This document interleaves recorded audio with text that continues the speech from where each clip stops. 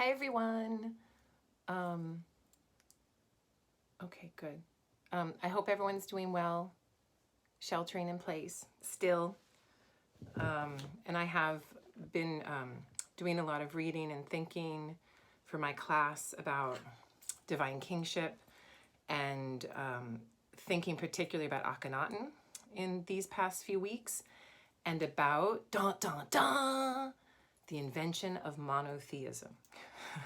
So that's what I want to talk about today, the invention of monotheism. Now, this right here, if you really want to get Egyptologists fighting with each other, you can go to, an annual conference of Egyptologists and yell out, "Did Akhenaten invent monotheism?" And then just back away slowly and see what happens as the Egyptologists start to scream at each other about what monotheism is, whether or not Akhenaten invented monotheism, whether or not Akhenaten's monotheism then moved into the Levant as Judaism some hundreds of years later. All of these things are very much up for contentious debate. I myself am not involved in these debates because I work with the 19th, 20th, and 21st dynasty. So the 18th dynasty is kind of a little not my thing. But if you're going to write about divine kingship and power dynamics and sweeping one system of power aside in favor of another power system, then you have to look at Akhenaten. It's intensely interesting. So let's hit the monotheism thing first. So did Akhenaten invent monotheism? Well, what is monotheism? The worship of one God.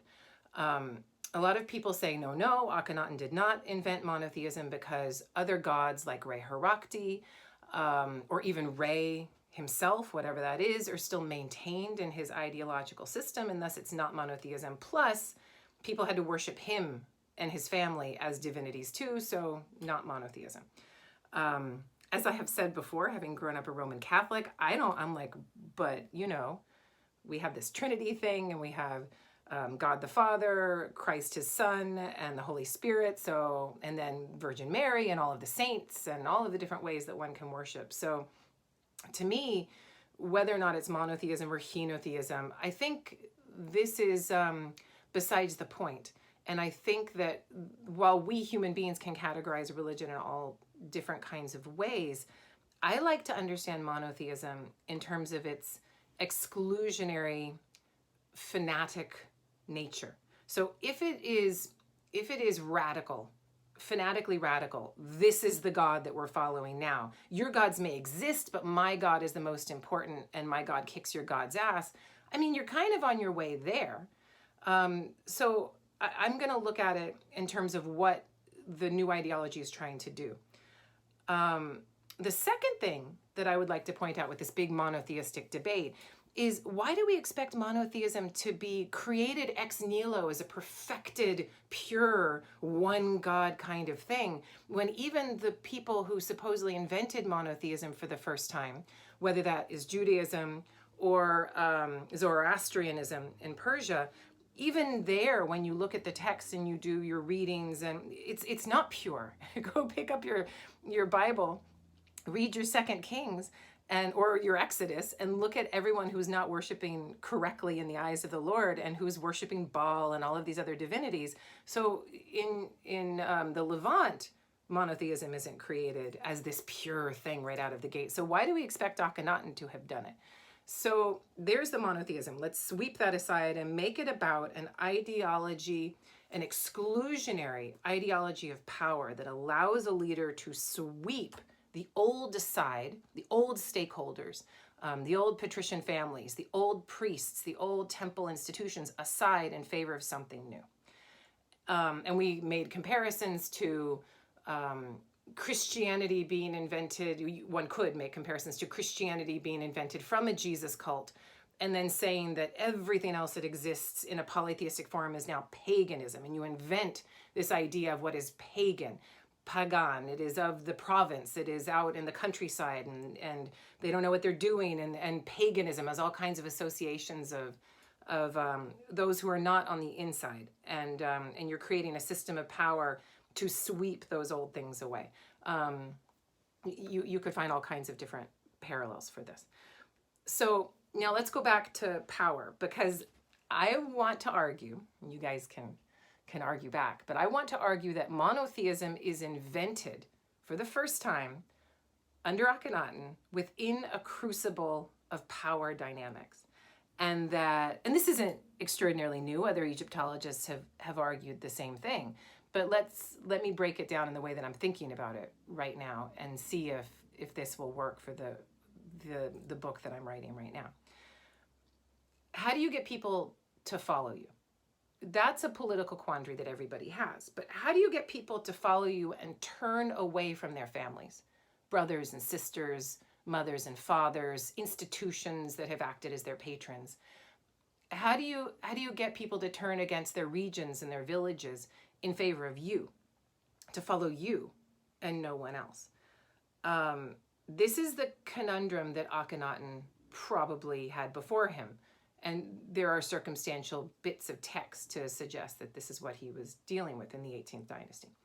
Now, those people whom you want to follow you, they don't want a boss. They don't want some megalomaniacal, horrific person saying you must do it this way. That's not going to win you hearts and minds. It's not going to win you followers. They also want to be the boss over other people. So they don't want a boss, and they don't want to be told forcefully what to do, but they also want to have power themselves. So the leader has to set himself up as kind of like a coach, a bro, like we're all in this together, like a dad. Let's do this or that, son, a new dad, an ersatz dad. And then to get you to follow him, to turn aside from everybody else, that dad has to invent a new morality, a new ideological system that will make you see the world in a very different way than you saw it before. To follow this new dad and turn away from the old dad. And then to allow you to do that to others.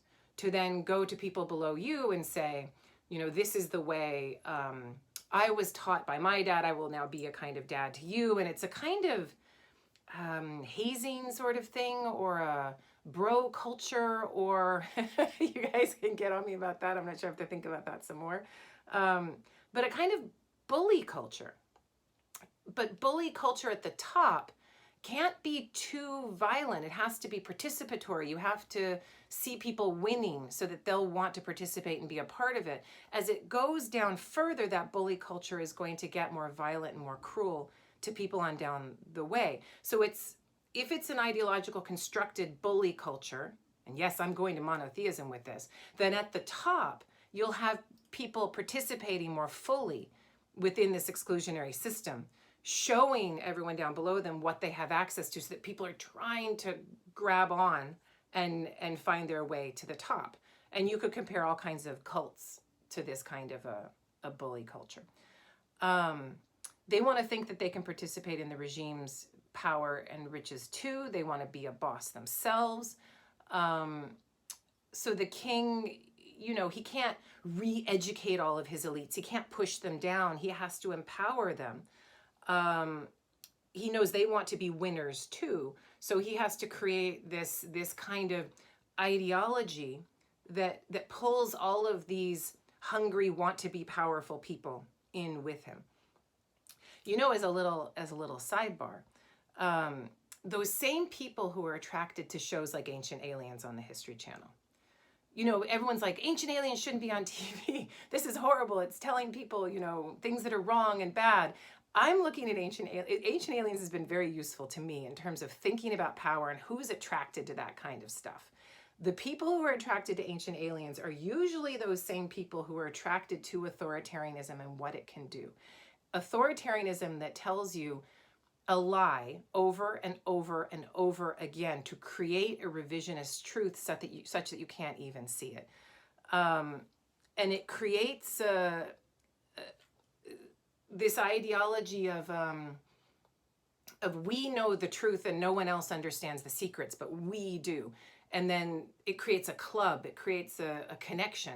But those same people that are into the Ancient Aliens thing, which have tropes of racism and tropes of xenophobia, but they're at the core, the ancient aliens ideal to me is all about authoritarianism and the ideology of authoritarianism that can work so effectively, whether you're in Kim Jong-un's North Korea or Stalin's Soviet Union or Akhenaten's Egypt.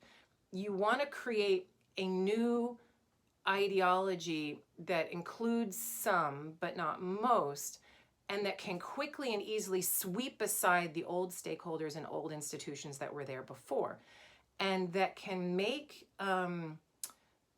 people see that those old stakeholders and old institutions are aberrant, wrong, greedy, something that needs and must be swept aside. And now we come to this this ideology of monotheism, because the easiest way to get the most buy-in, the most quickly, for a leader who's trying to move one system aside and push another system in is through ideology, an ideology that is exclusionary, black and white, you're with me or against me. Monotheism is perfect for that. This is why it's invented within this crucible. You either follow me and the Akhenaten is saying to his people, quite overtly through a lens of ideology, or you are on the outside and you're not included in my riches and my power and all of my stuff. But not only that, you are now judged by me to be immoral, to be wrong. It works very, very well. And this is, of course, and we all know this, why Constantine cleaves to Christianity at a certain point, because it's useful for him. Or you could think of, it's not monotheism, but you could think of the creation of Rome's emperor cult with Octavian becoming Caesar Augustus, this Julius martyred that will live forever as an office. And you create a cult around this new idea of power. And if you don't participate in the emperor's cult, then we know who you are. And these ideologies that are created during these times of nascent new authoritarianism must be a little wacky and weird, I think, because the more you break norms and you do so in a public fashion, and the more crazy it gets, the more crazy Akhenaten was with his sculpture, and everyone's like, I'm sorry, you want us to depict you how? With what kind of a face? That's a little odd. Or ancient Romans going, I'm sorry, you want me to worship you in a cult? How? You want me to do what? And the people who go along with it, they're loyal.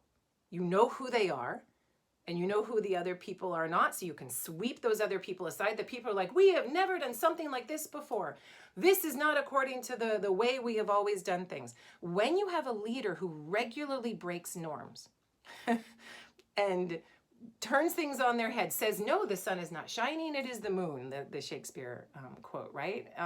And says it again and again and again, those people who will watch him break the norms and still follow him, ideologically, militarily, politically, they're going to be the ones that will work in this new regime, whom you can trust to be sycophantic, to be fellow bullies right below you in this regime. So it works very, very well. Authoritarianism is about maybe even purposefully telling lies again and again to see who's going to go along with it. You know the lie that you've told, you know that it's not true. And then when you see other people spouting that same lie, you're like, aha, they're one of my people. I can work with that person, because now you know that ideologically they're following you. So in a sense, the authoritarian gaslighting, we've been talking about gaslighting a lot in today's society, right? That idea of telling people this is the way it is, again and again, whether it's true or not. In a sense, I think that the invention of what we think of as monotheism is authoritarian gaslighting. It is all of those other gods that you grew up with, Amun-Re, Sobek, Khnum, Bastet, Sekhmet, Ptah, all of these different divinities. They're not what the Aten is. They're not what I can tell you divinity is. Maybe Akhenaten doesn't go outright and say that they don't exist. That's arguable, though, according to certain texts.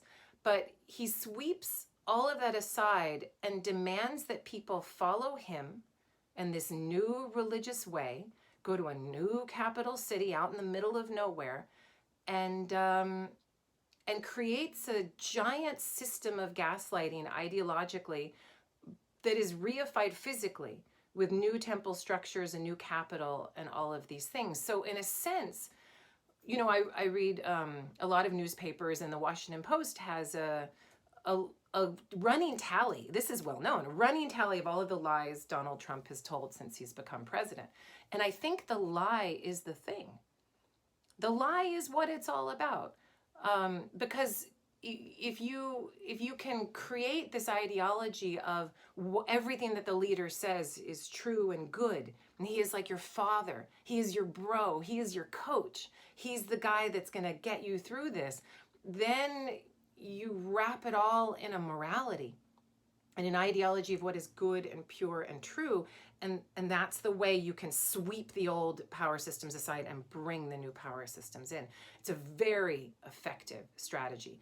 And so I think I'll end with this idea that if monotheism, 1350 BCE, was created in a crucible of competitive power dynamics in Akhenaten's 18th dynasty, maybe even starting before that, Amenhotep III's 18th dynasty, then I want to bring that back to the present day and look at how ideological systems can be subverted, recreated, renewed, rebooted to do the same for authoritarian personalities today.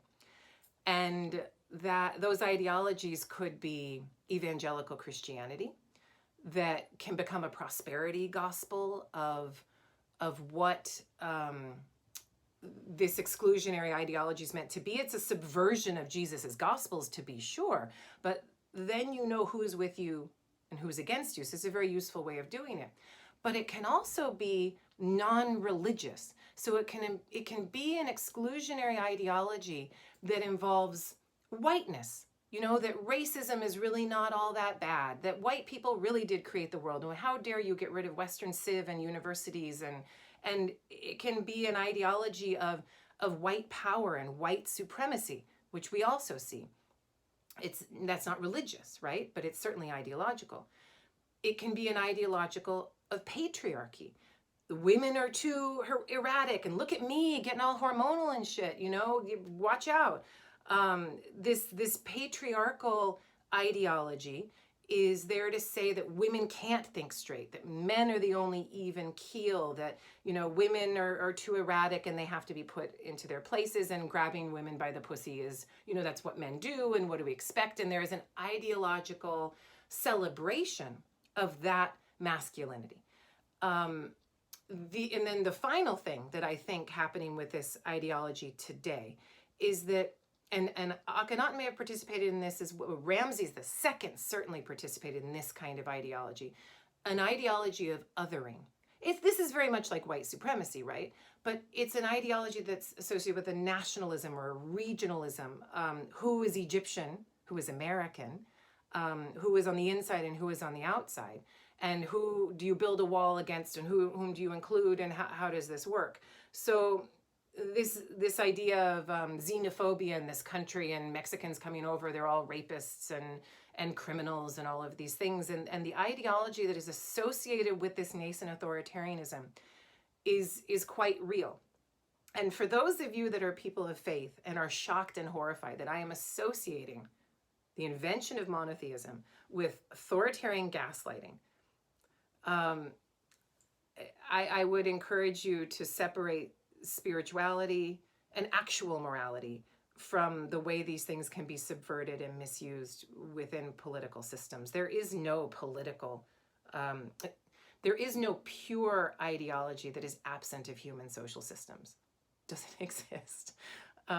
Which would demand from all of us, when we go to our churches and temples and mosques and other places of worship, that we are always cognizant of how our religious systems can be abused and misused to create power, manufacture power, and to harm others. So with all of those deep thoughts, you guys can discuss. But I've been reading a lot. I've been thinking a lot about all of this stuff, and the Akhenaten part is getting way more subversive from an Egyptological perspective than I thought it would. And I'm realizing how good that man was at selling all of this stuff to just a small subset of people. You don't need to sell this to the entire population. You only need 20 to 30% to act as your lieutenants, and then you can sweep aside the system that was. So take all of this into account in this very interesting time, and I'll be back with more subversive stuff, hormonally subversive anti-patriarchal stuff later. Take care, you guys.